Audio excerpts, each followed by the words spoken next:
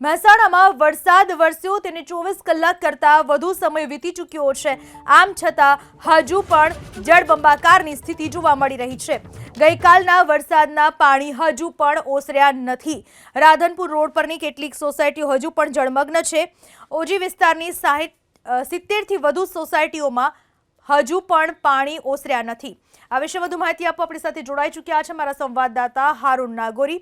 हारून, आप हाल में कया विस्तार में छो? कई कई सोसायटीओं में केटली सोसायटीओं में पानी भराया छे? स्थिति शुं? प्रशासननी शुं कामगीरी?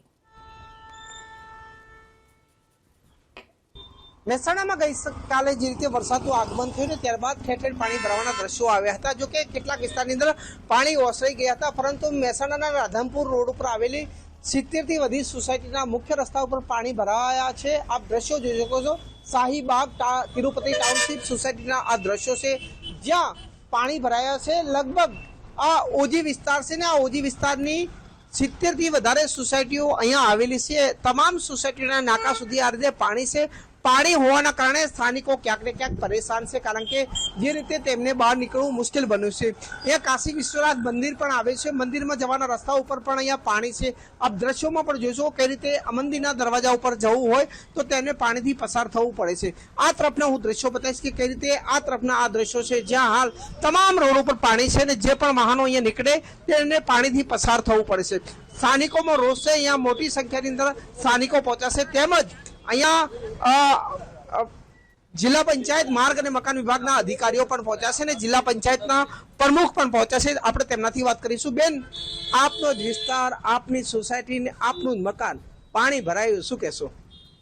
બસ હવે આ તો રોજનું છે અને આનું ઝડપી નિરાકરણ આવે એવી જ અમે તૈયારી કરી છે। એટલે તમે બધા અધિકારીઓને બોલાયા, સ્થળ મુલાકાત લે તો એમનો ખ્યાલ પણ આવે કે શું વિષય છે અને આનું થોડું થાય। ગટરમાં બીજી જોઈન્ટ કરીએ, વરસાદી પાણીની ગટરો આપેલી જ છે, એમાં જોઈન્ટ કરે એવું હાલ તાત્કાલિક એક નિર્ણય કરીએ છીએ।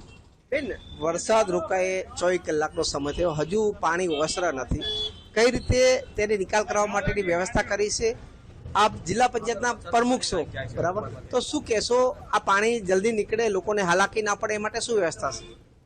લોકોને તો હાલાકી પડે, પણ હું પોતે અહીં પ્રતિનિધિ છું, મને પોતાને જ હાલાકી પડે છે। એટલે મારે ઓફિસ જવો તો હું એ જ વિચાર કરું છું।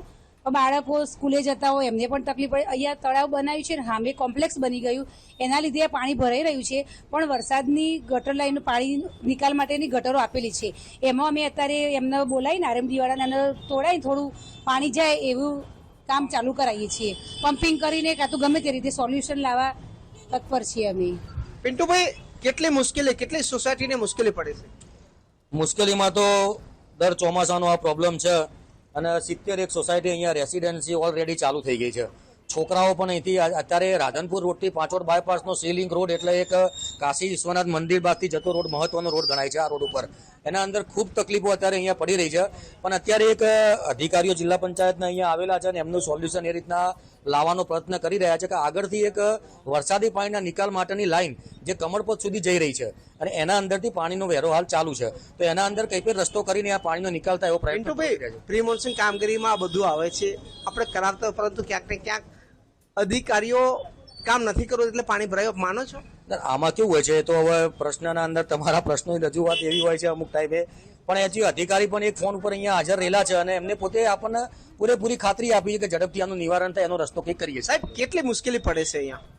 મુશ્કેલીમાં દર ચોમાસાનો આ મુશ્કેલીનો પ્રશ્ન છે। એમાં શું છે કે દર ચોમાસામાં જે વરસાદ આવે એનો પાણી જવાનો નિકાલ નથી, તો એના કારણે એ પાણી અહીંયા ભરાઈ રહે છે।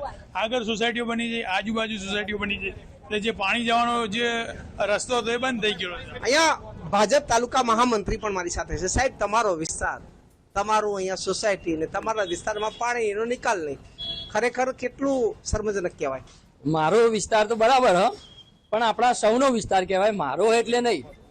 પણ હું તો એમ કહું છું કે ભાજપ સરકાર જે 25-30 વર્ષથી ગુજરાતની અંદર કામ કર્યું એ ઘણું બધું કામ કર્યું છે અને અહીંયા કરવા માટે પ્રયત્ન કરેલો છે। મને પોતાને ખબર છે, એન્જિનિયરો આવેલા છે પહેલાં, અહીંયા કોન્ટ્રાક્ટર આવેલા છે, 50 કરોડ ઉપરનો ખર્ચો છે કે રૂપેણ નદીની અંદર આ રહ્યું પાણી લઈ જવું। સાહેબ, પણ કામ થયું નથી, કામ થયું નથી, આપ જોઈ શકો, લોકો હેરાન થાય છે। અહીં અમુક કારણસર કામ નથી થયું, બાકી પ્રયત્ન સરકાર દ્વારા ચાલુ જ છે। કાકા, કેટલી તકલીફ પડે છે? તકલીફ તો ઘણી જ પડે છે। દર વર્ષે આ જ પરિસ્થિતિ હોય છે. આ મંદિરમાં આવીએ પગથિયા સુધી પાણી આવી ભરાઈ જાય, નિકાલ નથી થતો ના નિકાલ થતો જ નહીં. સાહેબ અહીંયા તો જિલ્લા પંચાયતના પ્રમુખ પણ રહેશે, બધા રહેશે, બધા પ્રયત્ન જી કરવા હારું. થાય એવું એના માટે. વડીલ શું તકલીફ છે અહીંયા? જી બસ આ પાણી ભરાયું છે અને અત્યાર સુધી શું હતું, અહીંયા સુધી રેસિડેન્સ હતું, ત્યાં સુધી ગટર તો છે. તો જે જી રીતે હારું. અહીંયા પાણી ભરાયું છે, અહીંયા તમામ અધિકારીઓ પણ પહોંચ્યા છે, આપ જોઈ શકો છો, પરંતુ હાલમાં પાણીનો જી. નિકાલ થયો નથી. જી